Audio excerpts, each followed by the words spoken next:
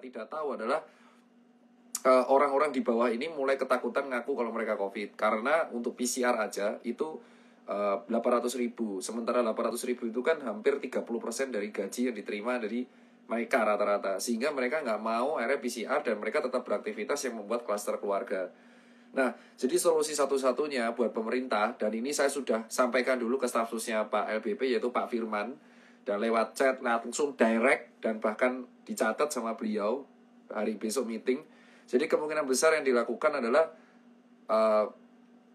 PPKM bisa sukses kalau misalkan kebutuhan orang-orang, kebutuhan primer paling enggak orang-orang yang terdampak karena kebutuhan primer seperti makanan. Contoh mereka satu rumah ada berapa kakak, satu kakak ada berapa orang sesuai dengan NIK, lalu diberikan gitu. Dan itu disesuaikan dengan kepala daerah masing-masing. Jadi contoh DKI nanti dengan kepala daerah DKI, Jateng dengan kepala daerah Jateng gitu. Dan itu disesuaikan dengan Dinsos. Karena apalagi Bu Mensosnya kan Bu Risma. Jadi itu akan lebih sangat bermanfaat.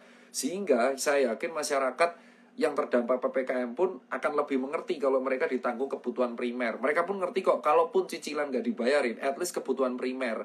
Sehingga mereka tidak bingung kalaupun, wah besok harus makan apa. Ini pertanyaan yang sangat mengganggu. Dan staf sus Pak LBP pun Pak Firman mengakui, memang paling nggak tuh bukan hanya bansos. Bansos itu kan beras, telur, itu paling nggak kebutuhan per minggu selama PPKM darurat itu kepenuhi. Jadi si warga yang terdampak karena PPKM darurat ini nggak perlu khawatir besok harus makan apa. Dan saya yakin PPKM akan lebih efektif kalau misal seperti itu. Kedua, untuk soal khawatir korup, ya kan, gara-gara kemarin ex-Mensos itu korup, mau nggak mau KPK di sini harus kerjasama untuk mengawasi. Nah dari sini kan kita bisa mengedukasi masyarakat kan untuk tidak untuk saling mengingatkan dan saling mengawasi kalau ada yang pemberiannya tidak sesuai. Nah, ketika PPKM darurat dan warga yang terdampak ini gizinya dipenuhi, saya yakin secara personal ya, orang pun akan menerima vaksin dengan gampang gitu, dan hoax pun akan ke-defend. Hoax itu akan bisa ditangkal kalau orang kebutuhan primer makan tuh bisa dipenuhi.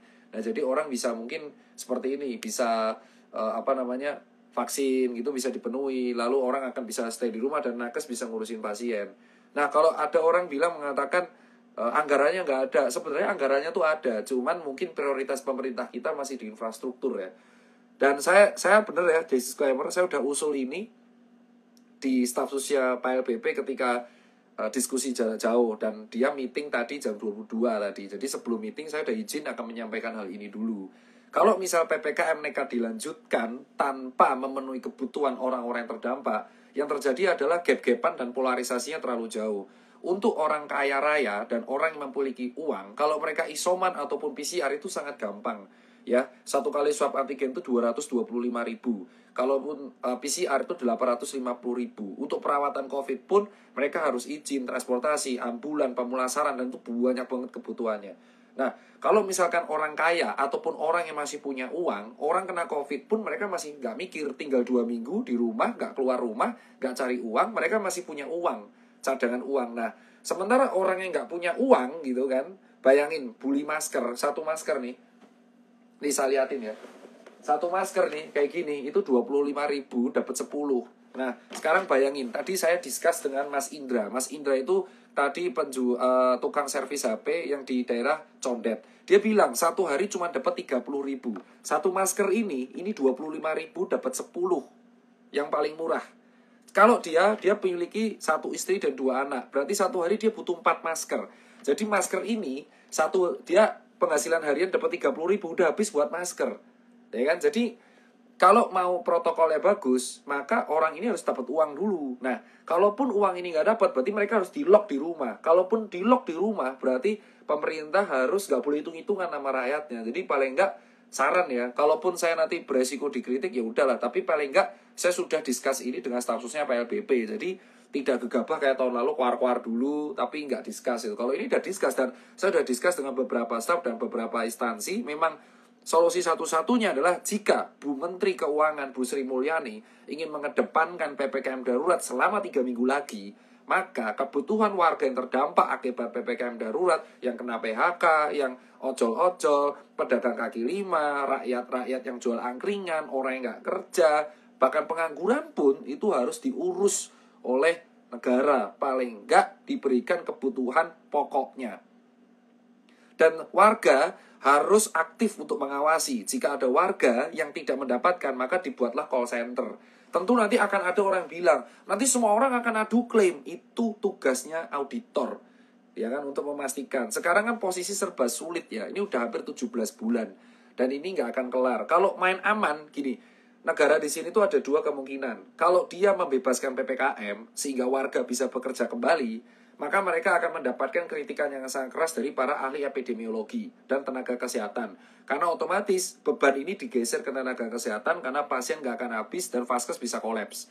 Kalau misalkan PPKM darurat, nakes bisa fokus untuk mengurus pasien, tapi beban digeser ke warga yang bekerja harian, sehingga mereka nggak makan. Jadi ini sebenarnya penggeseran beban. Berarti mau nggak mau kita cari jalan tengah. PPKM jalan, tapi warga yang terdampak diurus. Paling nggak kebutuhan primer. Kebutuhan primer itu adalah makan. Kalaupun soal cicilan motor, cicilan rumah, oke, bolehlah, masih bisa berjuang, tahan sebulan. Nah, kedua adalah pemerintah harus mengajak diskus lembaga-lembaga leasing, kayak leasing motor, leasing KPR, itu harus diberikan keringanan. Dan ini harus diskus dengan Bank Indonesia kan. Dan itu kan bukan urusan, karena saya tidak paham di hal ekonomi.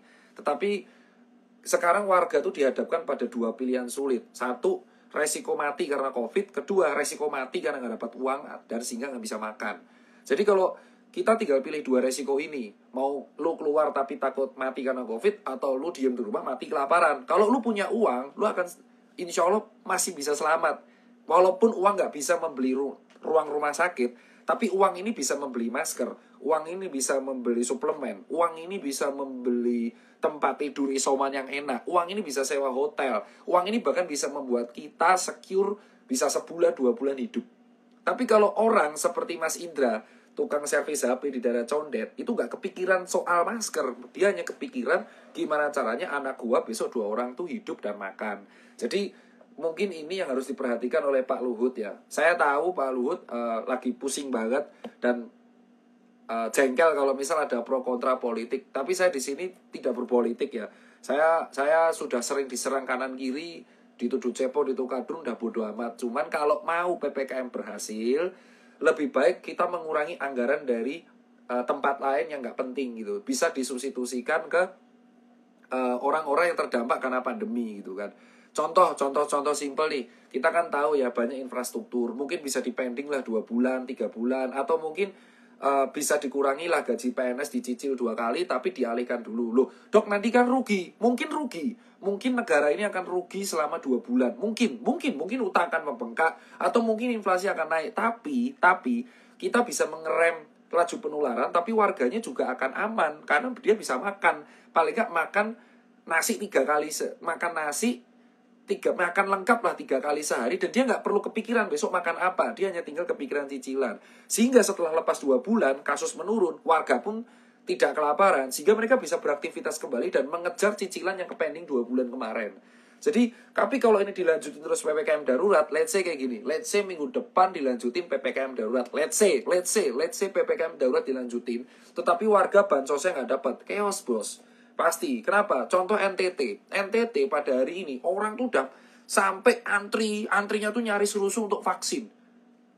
Antri. Sementara orang polarisasi udah luar biasa, terutama daerah Jawa Tengah dan Jawa Timur. Orang tuh udah mulai protes, gue nggak bisa makan. Contoh Satpol PP di daerah Goa yang ibu-ibu hamil dikenain kontak fisik sampai akhirnya dia kontraksi perutnya, itu contoh karena mereka nggak bisa nyari uang dan nggak bisa makan, apalagi dia hamil gitu.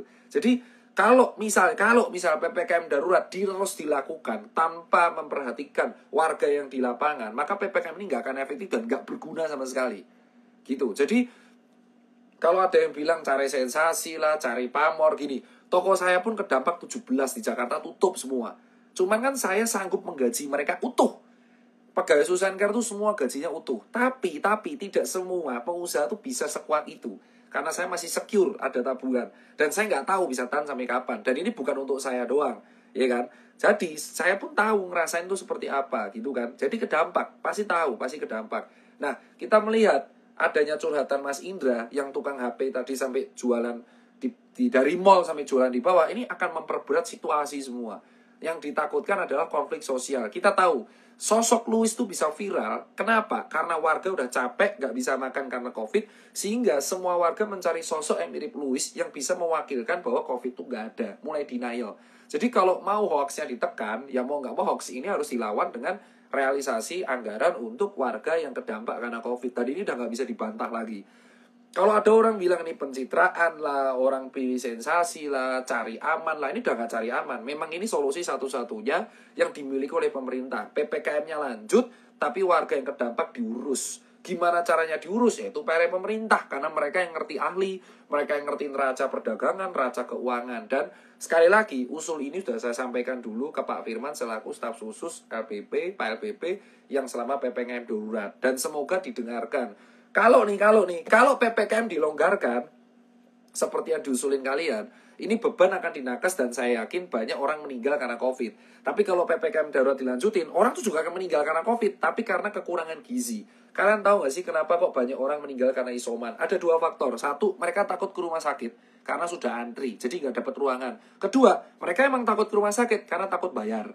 Takut dimintai aneh-aneh isu, takut dikucilkan, takut isoman, disuruh isoman. Jadi ketakutan warga sekarang adalah mereka takut berobat karena takut disuruh isoman. Dan itu fakta. Takut disuruh isoman 2 minggu sehingga mereka nggak bisa cari duit selama 2 minggu. Gini, contoh salah satu daerah di Mangga 2 Selatan, itu di Sawah Besar, Jakarta Pusat. Satu rumah, satu petak, isinya 4 kakak, tidurnya sif-sifan. Dan itu saya lihat sendiri, orangnya lihat sendiri. Orangnya itu satu rumah 4 kakak, bos. Satu kakak 4 orang. Jadi yang tinggal di satu petak tuh 16 orang. Lu bayangin kalau satu orang kena COVID dan itu ngaku ke puskesmas, maka 16 orang tuh di karantina semua 2 minggu. Dan siapa yang cari uang?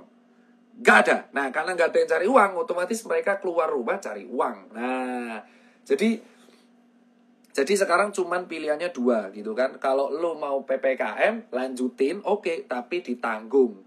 Kalau lu nggak bisa nanggung, ya jangan PPKM. Harus beban dinakes. Jangan cari aman sekarang.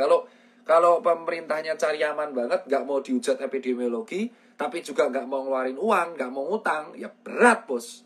Berat banget. Dan ini nggak akan kelar gitu. Situasi Indonesia sekarang kalau diakui terkendali, enggak ya.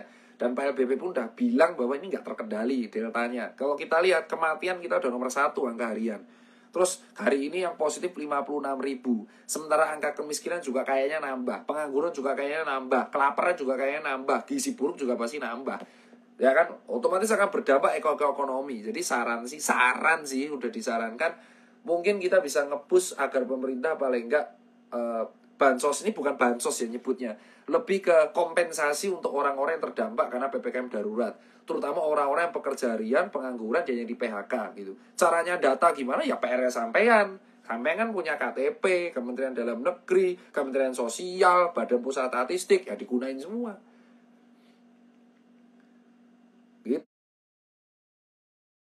gitu. Tapi kalau misalkan PPKM lanjut tidak ada kompensasi, yang ditakutkan tuh konflik gitu. Kok bisa konflik? Ini bukan provokasi. Kayak contoh nih, sudah banyak suara warga tuh nggak bisa makan ya. Let's say PPKM lanjut, terus lu nggak bisa makan, terus lu kena COVID, terus gimana bos caranya kan? Orang akan nekat gitu loh. Penyekatan itu hanya memindah keramaian ke tempat satu ke tempat yang lain. Nah, kan kasihan ya kalau kita bilang tuh kayak ya setelah melihat langsung ya bukan agak sih, emang kasihan. Dan saya yakin semua tenaga kesehatan yang ada di Indonesia tuh ngerti problemnya. Cuman ya serba salah juga gitu.